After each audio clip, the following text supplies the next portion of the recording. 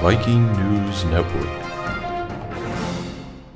Hello, and welcome to the November episode of Viking News Network. I'm Kirby Nelson. And I'm Greta Nordgren.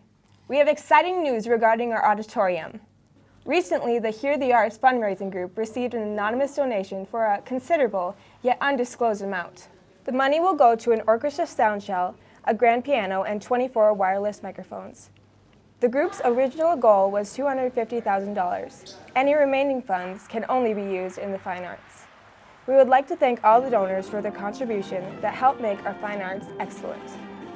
In other donation news, on October 5th, the Viking gala was held at the VFW to help the Pelican Rapids School District raise money for supplies.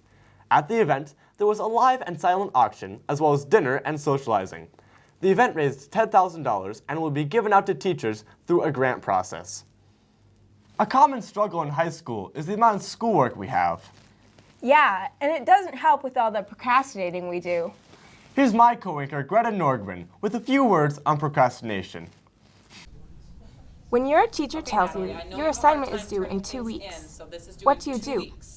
If you're like 86% of high school students, you probably put it off until the last day. We asked a few students like you how procrastination affects them. It puts a lot of anxiety and stress into my daily life. Mostly in my grades. Yeah, I'd probably just say mostly in my grades. I'm gonna get back to you on that.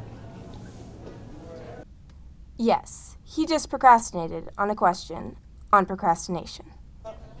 But your procrastination doesn't just affect you.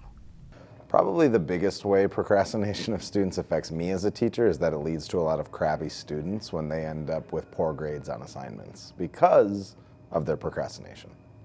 The advantages of getting your work done right away are a lack of stress as well as the opportunity to clarify any potential confusions. So next time you get a 2-week notice on an assignment, don't wait until It's the final countdown. And get your work done early so you can keep your school experience stress-free and positive. She makes a good point. That reminds me, I should get started on that English assignment. There is a blood drive on Friday, November 15th at Pelican Rapids High School, put on by the Minnesota Honor Society.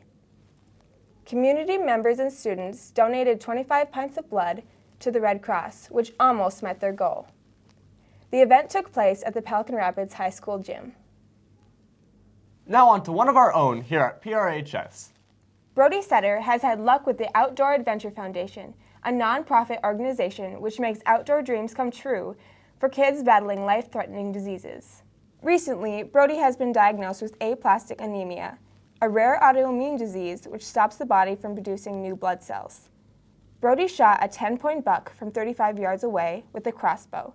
Congrats on a great shot, Brody. After Adam Hoover's violent escape off the set of Viking News Network last month, we sent a crew out to find him. They managed to capture these wise words of wisdom.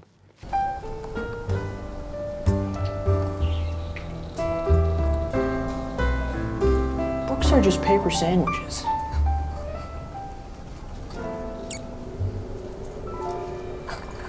Viking News Network advises anyone who sees Adam Hoover to avoid confrontation if at all possible until he can be recaptured.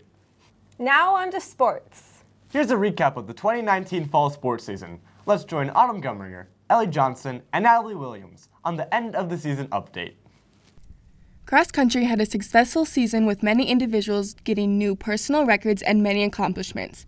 They ended the season by sending 2 of their senior runners to the state meet. Next, on to volleyball. This season was a big growing season that built great memories between the girls. They ended the season with a record of 6-19. Making history with the soccer teams, Pelican Rapids had their first ever girls varsity team. They went 2-9, winning their first playoff game. It was a memorable season for the girls who have an exciting future ahead of them.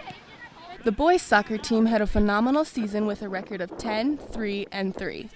The soccer teams have a bright future to come. Now we end with football, an exciting season that brought them all the way to the Class 2A Section 8 championship game in the Fargo Dome. They ended the season with a record of 7-4. Winter sports have started and will be in full swing in the next few weeks. I can't wait to see what they have to offer us. The band concert was on November 14th at 7:30 p.m. in the Fine Arts Auditorium. The bands performing that night were the 7th graders, concert band, and wind ensemble. They played beautiful music and the large crowd seemed to enjoy it. Breaking news! VSco girls have taken over PRHS. vsco is a photo editing app that can be used by anyone, but is mostly used by girls. Clothing, accessories, and pictures are all being influenced by vsco. Here are Crystal Villagomez, Haley Seitzma, and Emma Setter with the story behind this all. You're probably asking yourself, how to spot a VSCO girl? How many are there? Is this so-called VSCO contagious? The most obvious way to spot a VSCO girl in her natural habitat is by their classic Hydro Flask water bottles. All VSCO girls are known for this very common water bottle used for a specific purpose, to cover it in trendy VSCO stickers. I thought that was Kirby's camera. Get the scrunchie, the Hydro Flask, the stickers. What else? Scrunchies are used to make a fashion statement. They are worn specifically around their wrists. A pair of white Vans or Birkenstocks are a must to complete the signature VSCO girl look. And if you want to add some bling to your VSCO outfit, a puka shell necklace is the way to go. A classic VSCO accessory. Very save the turtles. If you see a VSco girl in the wild, don't worry, they are harmless. Have you ever wondered if you really save money if you bring lunch from home instead of getting school lunch? Here are Anna Coons, Ivy Ott, and Haley Seitzma with the answer. In a 4-day-long experiment, one participant brought a lunch from home and another got lunch from the school. Day 1 school lunch was pizza and fruit and a home lunch of chicken salad and an apple. While on day 2, school lunch was barbecue chicken bites and fruit, and home lunch was a sandwich, chips, and an apple. Day 3 school lunch was waffles and sausage with applesauce, and home lunch of spinach with ranch dressing and a yogurt and sea salt veggie straws. Lastly, on day 4, school lunch was a turkey dinner, and home lunch was a ham sandwich with potato chips and an apple. Total costs of all the days for school lunches were $7.20, and home lunches costed approximately $12.12. And comparing the costs of school and home lunches, we concluded that school lunch is actually more cost-effective than home lunches. Looks like school lunch is the way to go. Speaking of food, every year 88% of Americans eat turkey for Thanksgiving dinner, but not many people know how to cook one properly. Here are David Johnston, Jared Kekaha, and Chef Hoover to show you how to properly prepare a tender turkey. Hello, this is Cooking with Hoover. This might be our first and last episode. Today I'll be teaching you how to cook the Thanksgiving turkey. Alright, now the first step will be to skin the turkey. Okay, just find that first incision point. And what we're going to do is we're just going to run down the belly of this turkey right there. And we're just going to make sure we get all that tender skin off. You know, really just cut around the neck there. And we're going to make sure that we start just really getting into those membranes. Very, very, very good. And now that you have the skin off the breast meat, well, close, one side, we'll get there. Oh, I got a little deep there. Just going to give it a good tug, get around that skin. There it is. Oh, yes. Okay. All right, now we're going to be seasoning the turkey. Just hit it with some light seasonings. Make sure you really just get that everywhere. And then we're going to open up the body of the turkey.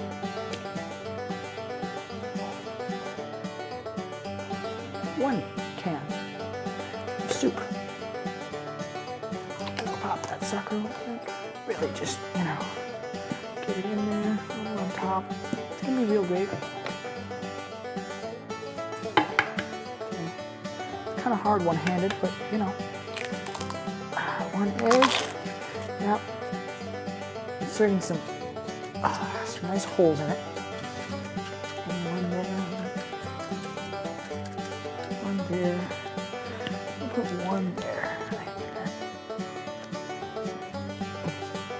Just gonna garlic all of these nice insertion points.